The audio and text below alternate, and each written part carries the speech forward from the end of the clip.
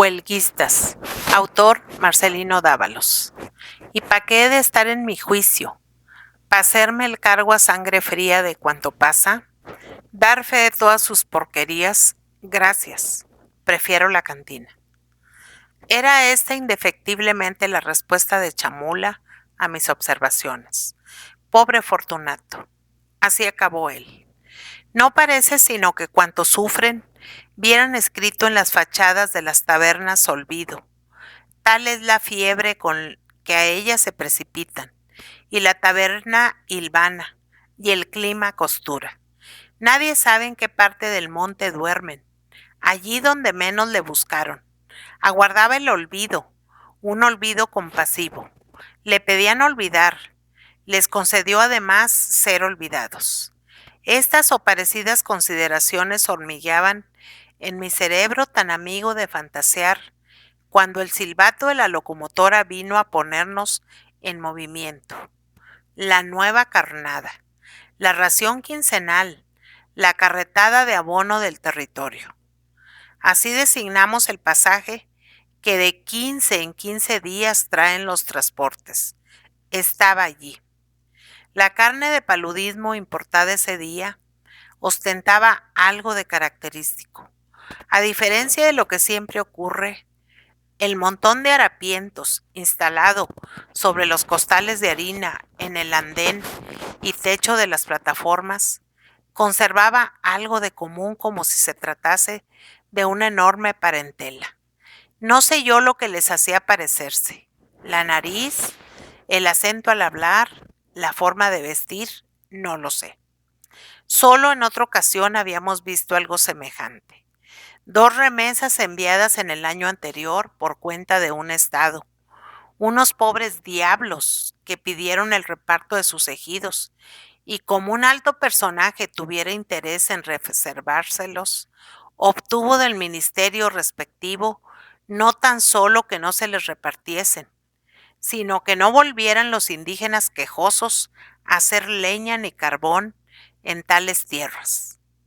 Pusieron ellos el grito en el cielo pidiendo la revocación de la orden, para cuyo efecto recurrieron al amparo y, a los pocos días, venían camino del territorio con sus actas simuladas de sorteo para cubrir las bajas del ejército. Fuera de esa ocasión, es en las restantes bien distinto el aspecto de los deportados. ¿Qué decir de los detalles de su extravagante indumentaria? ¿Qué de los sombreros de alas enormes como paraguas y copas como torres? Y el desconcierto de fieltros, bombines o chilapeños, la variedad de acentos al hablar, una parlería, una verdadera trápala. ¿Qué diferencia de fisonomías? Cetrinas y como enjutas estas, pálidas e infladas aquellas, caras con aspecto de caballo, zorro, ganso, rojas todas ellas con ese rojo con que el vino estigmatiza a sus devotos, frentes dilatadas y surcadas de arrugas en unos, deprimidas en otros, mandíbulas salientes que dan a las caras el aspecto de herraduras invertidas, caras redondas de ojos vivaces, verdaderas reminiscencias de felinos, variedades sin nombre, desde la noble fisonomía de ancianos de blanca barba, que le hacen a uno admirarse de sus 1000 ingresos a la cárcel por raterías o camándulas más gordas, hasta las caras imposibles, rayanas en fisonomía de mono, con huellas de degeneraciones implacables, falanges de cretinos, astrosos, descalzos, con el pelo y uñas crecidos. No así la nueva remesa, cierto, todos traían ropas, caras y manos sucias. La faena del carbón no es para menos, la recuerdan aún mis huesos. Recogerlo con palas, llenar la costalera y al hombro con ella, para arrojarla por el portalón de carga a las canoas y demás alijos que aguardan atracados en la borda. Otro detalle típico. Veíanse en todas las caras la huella del dolor. Ver caras tristes en las remesas ordinarias. Si, como dicen todos, Con excepción de parto o de cualquier cosa, muere un hombre.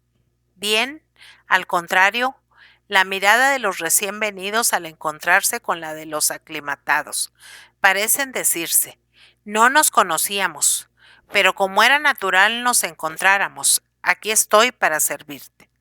Decididamente aquello era extraño para mí, y sin considerarlo más, pregunté a un joven oficial aventajado, tosijoso y de espaldas corcovadas, que regresaba después de una licencia de 2 meses, por enfermedad, con la convicción de estar ya bueno.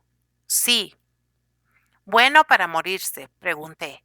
Decía, mi teniente, ¿y esos? Son huelguistas, huelguistas, huelguistas, repitióse entre todos, y un sentimiento de simpatía invadió los corazones.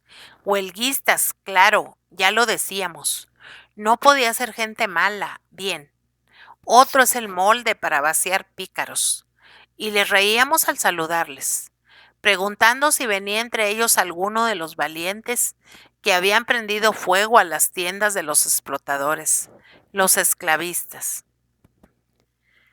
¿Cuántas preguntas les hicimos? Y algo más que reclamo como un honor para la corporación. A ninguno en tal día.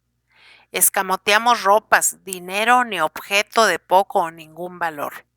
Decididamente se nos habían colado por la puerta grande. Procurábamos hacerles acudir la tristeza conviniendo con ellos, claro. El lugar a donde hoy les mandaban era ciertamente algo más malejo que un pueblecillo rabón, pero algo mejor que el infierno, y ya es ganancia. Nos escuchaban asombrados, nos sonreían mirándonos con unos ojazos, desde aquel par de chiquitines que apenas habían traspasado los umbrales de la adolescencia, hasta el grupo de viejecitos corcovados. Don Fermín sobre todo, sus ojos hundidos de color indefinible, la frente enorme surcada por profundas arrugas y el corte de la barba daban a su cabeza el aspecto de los evangelistas de las pechinas de los templos. Era don Fermín el más triste. Apenas sí respondía con acento cavernoso sí o no a nuestras 1000 preguntas, y en ocasiones se quedaba mirando al vacío como si no entendiese lo que se le decía. No se achicopale, tatita, dijo Chamula con voz acariciadora. Al escucharle uno de los arrapiezos, gorrita en mano, contestó. Tiene razón de estar así, señor. Oírle decir señor y desbandarse por los aires un coro de carcajadas fue todo uno. Tiene gracia. ¿De qué mundo eres, mocoso? Pues nos llamas señores. Sigue, muchacho, gritaron otros. Yo decía, hay razón de estar así. Tuvo 3 hijos y se los fusilaron en masa el día de la huelga. Y continuó el chiquillo dando vuelta su gorra entre las manos. Un silencio angustioso se hizo en el corrincho, y no volvimos a dirigir la palabra al pobre viejo, pero le obsequiamos cigarros, ofreciendo buscarle para dormir el lugar menos áspero de la cuadra.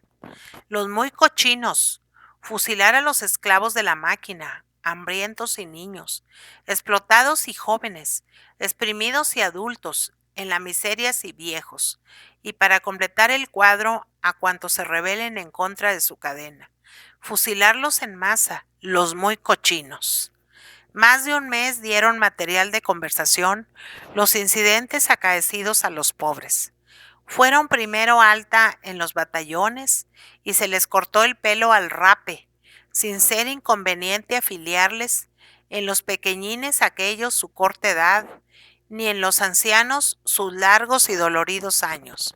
Luego, de la noche a la mañana contra orden, no serían ya soldados, pasaron a operarios sin tiempo.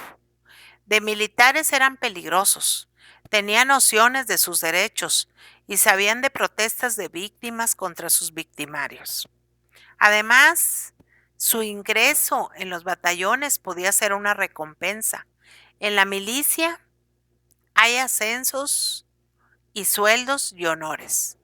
El operario, si de viejo muere, morirá de operario. No hay sueldos, ni ascensos, ni vestidos, apenas si hay alimentos. Y como dicen los compañeros, solo una ventaja tiene ser operario, la de morirse pronto. Esa ventaja encontraron los infelices. Pero vaya una gente más fácil de morir. Espichaban como pajarillos, es natural. De las 5 de la mañana a las 9 de la noche, dentro de la fábrica, sin sol, sin aire. Y esto por muchos años, casi una vida. Y luego, de pronto a otra vida tan distinta. De la vía a las plataformas, bajo los rayos de un sol de 50 y tantos grados, con fardos enormes a cuestas, acosados por el tábano, el mosco y el capataz a las espaldas. Tenía de suceder. 2 o 3 diarios engullía la traidora del pantano. Los hijos de Fermín corrieron mejor suerte, me decía uno de ellos al morir, víctima de la disentería. No olvidaré, ni aun queriendo, el gesto de amargura que selló su doliente extinción. Gesto de recuerdo, queja, blasfemia, ansia de un último deseo no realizado. Tal vez el ser bendecido por las manos rugosas de la viejecita enmohecida, exprimida como él en la fábrica y hoy alimentada por la caridad pública. Quizá el deber a la abnegada mujercita durante la huelga había caído en cama para darle un nuevo pequeñín que, unido a 4 más, vagarían famélicos por las calles del poblado, llamando de puerta en puerta, en tanto la madre cobra el vigor suficiente para implorar de nuevo trabajo en la fábrica que le arrebató al esposo, al padre de sus hijos. Por eso decía con mal velado acento: los hijos de Fermín corrieron mejor suerte. Y se extinguió con aquel gesto de amargura. Llevo tenazado y conservaré en el corazón su gesto. El peligro familiariza a cuantos en él viven, y por eso a menudo se les oía decir: ya quedamos 80. Y con la misma naturalidad llegó otro día y dijeron: solo 30 quedamos. Celerino, el arrapiezo aquel que arrastraba sin darse cuenta, la nostalgia de la casa, en donde le reñían a diario, por jugar a las escondidillas con las hijas de los obreros, se abrazaba a don Fermín canturreándole al oído: alégrese usted, por lo visto escapamos de enfermar. Imbécil, decía el viejo con ira, ¿acaso me aguardan los 3 como en mejores días? Y si no me aguardan ya, ¿cómo demonios regreso? Volvíamos de sepultar a 2 huelguistas más, acompañados de Macario, alias el Quedado. Le llamábamos así por ser el único superviviente de aquella remesa que pidió reparto de tierras y a la cual repartieron actas de sorteo. En la Vía Dolorosa todos somos hermanos. Por eso el Quedado se reunió como yo al resto de los huelguistas. Solo 20 vivían, y me duele recordarlo. Pero ya entonces Celerino reía menos y dormía demasiado, y usando su frase, le dolían horriblemente los huesos. Así y todo, no se apartaba de Chamula, con quien hizo las mejores migas, y del cual recibía unos consejos tremendos. Acababan siempre en lo mismo: los bosques de su tierra, unas llanuras en donde echar a correr días y días sin darles fin, a diferencia de este monte apabullante, ridículo y de más a más inútil. Le hablaba de libertad, de irse lejos, lejos. Y si le salen a uno los indios, interrumpía el niño abriendo desmesuradamente los ojos. No quisimos entrar en la cuadra. Tendidos a la Bartola y rodando de golpe en golpe la conversación, se detuvo al murmurar Fermín con ira: se portaron mejor las balas de los soldados, este clima perro. Casi, casi acabaré por alegrarme de que me los hayan matado. Y no terminó la frase. Apoyó la barba sobre el pecho y sus labios continuaron moviéndose como si musitara una oración. El crepúsculo tocaba su fin. Del incendio en que incineraron el sol de ese día, Apenas si restaban unas lengüetas de fuego por consumirse. Cucuyos y luciérnagas saltaban anhelantes como almas locas del bosque. El déspota acababa de hundirse. Ya podían brillar y ser soles, diminutos soles para el mundo invisible poblador del follaje. Millares de insectos preludiaron su canción. Silenciosa, dulce se posó la noche sobre el bosque, luego extendió las alas y anocheció en el cielo. Sentimos ansia secreta de algo, como la cruz del olvidado es el recuerdo. Entramos en plena rememorización de los alegres y pasados días. Fermín, háblenos usted de la huelga. De ella estoy hablando, respondió. Todas las tardes y en hora como esta, platico de la huelga con los tres. Juanito, Luis, Felipe.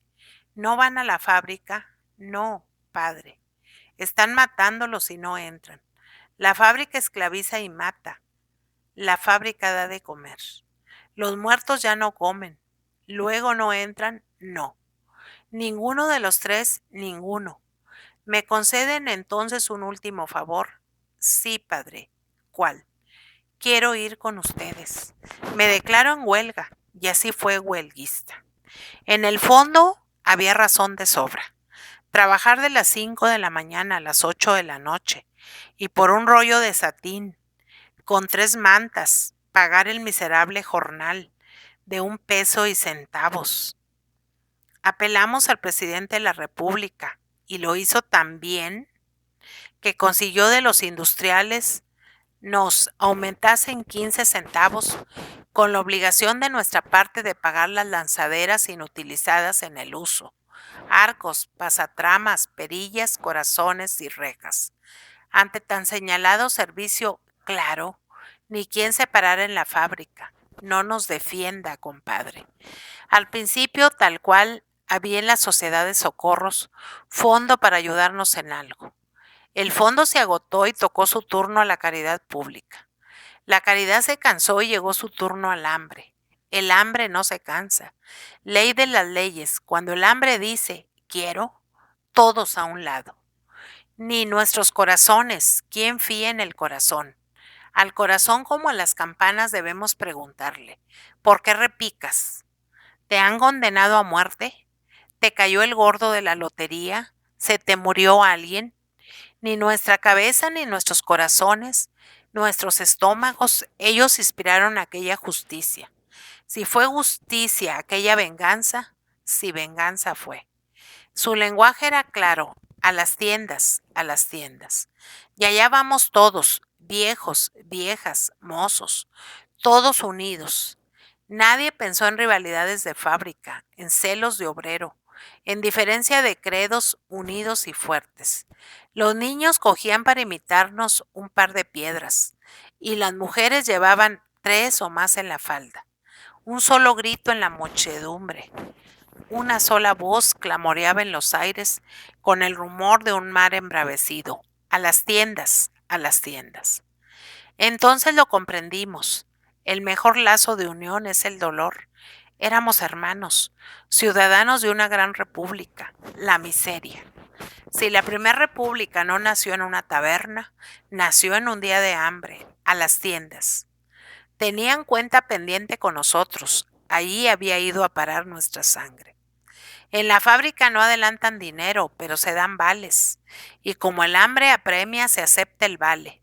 Dan en la tienda en cambio efectos caros y malos. Pues llevarlos a otra tienda, interrumpí, inútil. Eran todas del mismo dueño y estaban en combinación con la fábrica. Frente a la tienda esperaba el vampiro aquel. Sacó el revólver y cargándolo, con aire insolente dijo, a esos hambrientos ni agua. Fue Lucrecia Rendón quien gritó primero, no te apures, no la serviremos, para nada se te necesita. Tal vez en los segundos que mediaron entre esas palabras y el saqueo de la tienda, el mismo cuadro se desarrolló en nuestras cabezas. Veíamos al expoliador llegar al poblado desde un lejano país con hambre astroso, economizar en su trabajo de bestia con 1000 y 1000 humillaciones hasta reunir lo suficiente para prestarnos sobre nuestras ropas. Llegado el plazo, a venderlas. Más tarde, el comercio. Luego el acuerdo con la fábrica, después el monopolio, la insolente expoliación. Fue Lucrecia la que primero arrojó su piedra, después una lluvia de ellas, y a la tienda todos. Sacamos a media calle vinos, carnes, legumbres, semillas, ropas. Pague el bandido algo de lo que nos ha robado y vomite unas gotas de la sangre chupada, vampiro. Hicieron fuego él y sus dependientes sobre nosotros, y nosotros prendimos fuego a su tienda. Con qué júbilo ardía todo. Era nuestra sangre regocijada a quemar sus otras tiendas. Pero estaban advertidos los soldados y temimos. Pensó cada quien en escapar cuando Lucrecia, sacando de entre los efectos extraídos una bandera, gritó como loca: cobardes, si saben morir, síganme. La seguimos. Su bandera marcó el rumbo. Marchamos sobre la fábrica de la hidra. Había de correr la misma suerte que el pulpo, después a la vorágine. En todas ellas tenía tiendas y empeños el mal bicho. Prefirió el incendio de sus almacenes a dar un vaso de agua y un trozo de pan a los hambrientos. En el camino tropezamos con un piquete de batallón. Tenían en ese momento amarrado por los codos para fusilarle a uno de nuestros compañeros. No lo maten, no. ¿Por qué? ¿Qué mal hacemos al gobierno? Y arrojamos millares de piedras arremolinándonos cerca de donde le tenían. Soltamos sus ligaduras sin que los soldados hicieran uso de sus armas. Pero el oficial gritó de pronto: fuego. No, no. Aullábamos procurando replegarnos contra el muro. Y como el oficial gritara nuevamente fuego, Lucrecia se precipitó sobre el corneta, hundiéndole un cuchillo en el pecho. Cayó redondo. El oficial golpeó a Lucrecia con su arma, hiriéndole en la cabeza. Corrimos a la desbandada para las montañas, llevándonos a nuestra libertadora, que restañaba con una de las mangas de su blusa la sangre. La sangre no cesaba de escapar por su herida.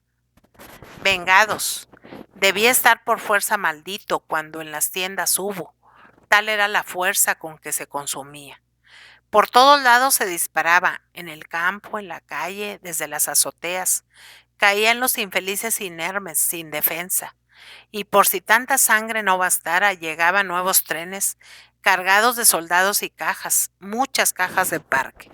Se hacía fuego al bulto, sin preguntar, sin inquirir clase ni nombre. Bastaba tener aspecto de obrero u obrera. Se hizo fuego sobre los niños. Entraron los soldados en las casas para levantar a infelices, que no habían siquiera salido de ellas, y matarles como a perros. Cuando la noche vino, veía yo desde un saliente de una peña juguetear las llamas. La negrura de la noche las hacía parecer más hermosas todavía. Y pregunté al primero que pasó cerca de mí: ¿has visto a mis hijos? Los ojos de Fermín se dilataron como si estuviese aún contemplando el incendio. Fermín, con la mano extendida y como señalando el punto donde creía ver el incendio, agregó con voz entrecortada: la luna se negó a inmiscuirse en el asunto. No en el cuadro para señoras, se trataba de espasmos de hombre. Al día siguiente le tocaría su turno para llorar por los sobrevivientes, para llorar con ellos sobre la tumba, sobre el agujero en donde habían enterrado a los hermanos, para llorar sobre las maravillas y yedras nacidas en la ignorada fosa. Negra la tierra, negro el cielo, y en medio los jirones de fuego danzando, retorciéndose como brazos de hambrientos que clamaran: pan y venganza, venganza y pan. Un grupo pasa cerca de mí. No has visto a mis hijos. A cada descarga se me encogía el corazón como si a él disparasen. Era preciso descender cuando yo dije a mis hijos: están matando, contestaron ellos. Al esclavo de la vida, una bala le liberta. Al esclavo de la máquina, ¿quién lo libertará? Encontré a muchos amigos. Los obreros corrían cual palomas perseguidas, y a mis hijos, como pasaban de carrera, ninguno contestó. Luego, un soldado de 30 años y con aspecto de valiente me cierra el paso. Alto, ¿a dónde vas? En busca de un cobarde, a ver si me encajona una bala en el pecho. Soy huelguista. Anda, dispara. Hizo ademán el mozo de tender el arma. Solo la claridad rojiza del incendio nos cubría. Rojas aparecían sus ropas, rojos mis andrajos, rojos los rayos despedidos por nuestras miradas. Sin bajar el arma dijo con voz sorda: vuélvete. Voy en busca de mis hijos. Están matando a los que pasan. Tengo 70 años, le dije. Un día resonó en esta tierra el paso del invasor. Éramos pocos para vencer, lo suficientes para morir. En torno de una bandera fuimos a donde ella quiso, pues lo que ella quería lo quería la patria. Y aprendimos a luchar, aprendimos a vencer, aprendimos a morir. Tocaba a ustedes la gloria de aprender a asesinar. Mátame o dame paso. El soldado bajó el arma. Tal vez le había cansado disparar. Pero bajó la frente. Quizás sintió vergüenza. Y, pasa, dijo. Pasé. Interrogo a un nuevo grupo. ¿Y mis hijos? ¿Mis hijos? Mírales, contestó alguien. Descendí. Descendí. Junto a una piedra les habían acomodado y parecían como dormidos.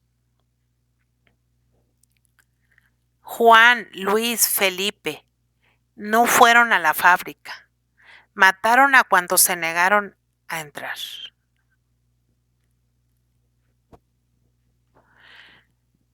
Entra Fermín a la enfermería sudoroso y jadeante y dijo: ¿sabes quién es el huésped? Y como no acertara a responder, agregó: don Andrés, el dueño de las tiendas. ¿Viene por nosotros?, preguntó el pequeñín con cara de Pascuas. No, viene con recomendación del Supremo Gobierno para obtener soldados y guías. Con los millones de la indemnización arrendó una zona del territorio. Cuando instalen las máquinas dejarán allí un destacamento. Esta campaña se hizo para que empleados, soldados y cuantos Dios quiera vengan a dejarse matar por los indios o a pudrirse en el clima, mientras 7 o 20 señores sinvergüenzas se reparten los provechos allá en México, repatingados en sus sillones tras los escritorios. Marranos. Celerino dobló la cabecita como flor agostada por el sol. Con el último rayo de esperanza se le escapó la vida. Lloraba Fermín diciendo: solo este viejo apergaminado encontrará gracia. Tengo la carne estropajosa, sin sabor, carne de viejo. La señora desea en la piedra del sacrificio terneras y corderillos. Gusta poco de desengaños y prefiere la sacrifiquen esperanzas. Por eso casi acabaré por alegrarme de que me los hayan matado. No pude más. Salí en busca de aire, de por si en el monte, en la vía, me era posible desgarrar en un grito el nudo que me agarrotaba la garganta. Caminé y caminé. Mi pensamiento volaba. Cuántos y cuán encontrados giros en sus evoluciones. Y era una carta en la cual descubría yo al gobierno nuestras miserias. No, no será leída. Los presidentes no leen, le leen. ¿Qué han de leer? Era preferible un periódico, tampoco. No permiten publicar ciertas cosas en la prensa seria. En la otra no tiene objeto. Era mejor un discurso, eso, un discurso. Lo diría yo tal y cual día ante el presidente de la República. No. ¿Cómo iban a permitirme decir en público ciertas cosas? Lo encontré, claro. Sería yo que iría uno y otro, y otros días al palacio hasta cuando me recibieran, en compañía de los supervivientes, 20, 12, 6, los que fueran, y en su presencia diría con la voz campanuda de los oradores de oficio, un discurso de esos hechos para hablar de tú, a las gentes de respeto y aún a los muertos. Discurso aprendido de memoria, recitado al dedillo y que sobre poco más o menos dijese. Gran pacificador, árbitro de nuestras libertades, en los días de brega iluminó tu alma la noche de la patria. No contaste al enemigo si agredido, ni a tu soldado si agresor. Eres el eterno caudillo, el héroe de la paz. Un inmortal ya hubiese muerto, y tú vives. Eres cuántos y cuán encontrados giros en sus evoluciones. Eres más que inmortal. El hierro enemigo encontró impávido tu espíritu y el estallido del cañón no doblegó tus bríos. Estás iniciado en el verbo, estás ungido y podrás comprenderme. Óyeme. Estos son los despojos de centenares enviados en tu nombre al matadero. Y sin embargo, todos ellos te eligieron un día para que labraras su ventura. Allá, ignorados, enfermos, hambrientos, murieron poco a poco. Y el primer caído preguntó con honda pena, ¿por qué? Cayeron más y de sus labios exhalóse la misma queja. ¿Por qué? Para que no te distraigan refiriéndotelo como un cuento, vengo a tu presencia a narrarlo como historia. Y vengo sin temores, porque traigo una inmensa representación. Represento el dolor viviente de los que me acompañan, y el dolor congelado de cuantos allá cayeron y duermen cabe los manglares. Albacea de su última voluntad. Vengo implacable a interrogar. ¿Por qué? Chan Santa Cruz, diciembre de 1907.